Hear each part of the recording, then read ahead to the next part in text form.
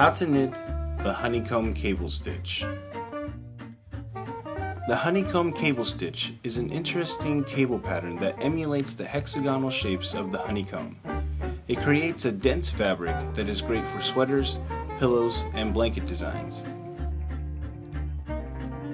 For this tutorial, you will need a set of knitting needles, a ball of yarn, and a cable needle or small double-pointed needle.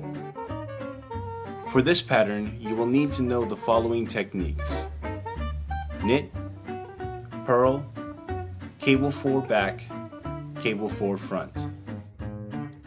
To begin this stitch, you must cast on in multiples of 8. Row 1. Beginning on the right side of your fabric, take your cable needle or your double-pointed needle and slip the first 2 stitches off your main needle. And then we're going to hold those behind your work, and we're going to knit the next 2 stitches off your main needle. So this is cabling 4 back.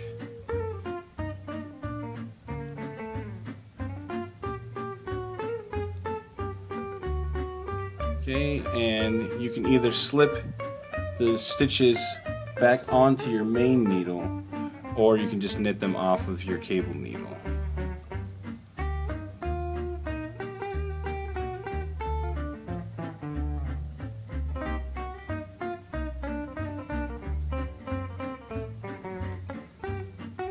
Alright, we're going to keep the cable needle or the double pointed needle in your hand, and you're going to slip 2 more stitches off your main needle. But this time we're going to hold those stitches in front of your work. So this is cabling 4 front. So we'll knit the next 2 stitches off of the main needle,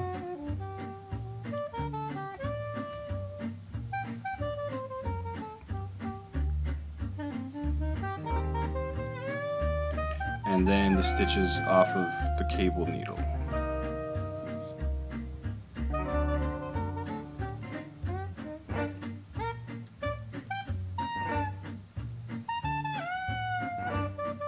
So repeat cable 4 back and cable 4 front until the end of the row. Row 2. Purl all stitches.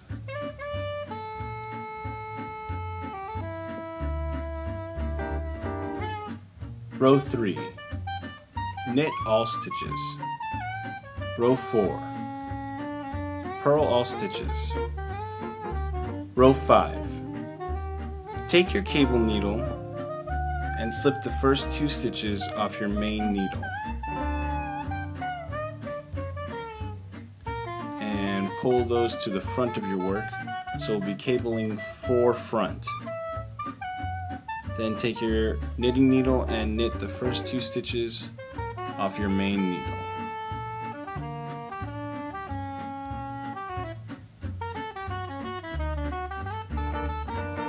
And then knit the next 2 stitches off of your cable needle.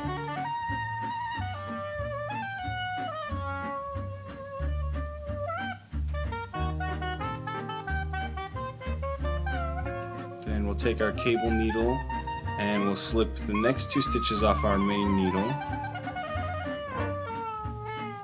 and we'll hold that in back, so we'll cable 4 back. So knit the next 2 stitches off your main needle,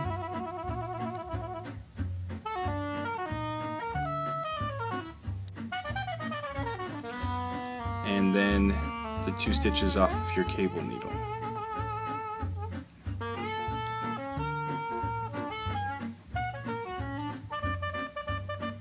So repeat cable 4 front and cable 4 back until the end of the row. Row 6. Purl all stitches. Row 7. Knit all stitches. Row 8. Purl all stitches. Repeat rows 1 through 8 until you have reached your desired length. After a few repeats, your pattern should look like this. Did you know The raglan sleeve is named after the first Baron Raglan, who lost his arm in the Battle of Waterloo. His tailor designed a sleeve cap that extended from the underarm to the collarbone. For more videos, visit www.newstitchaday.com.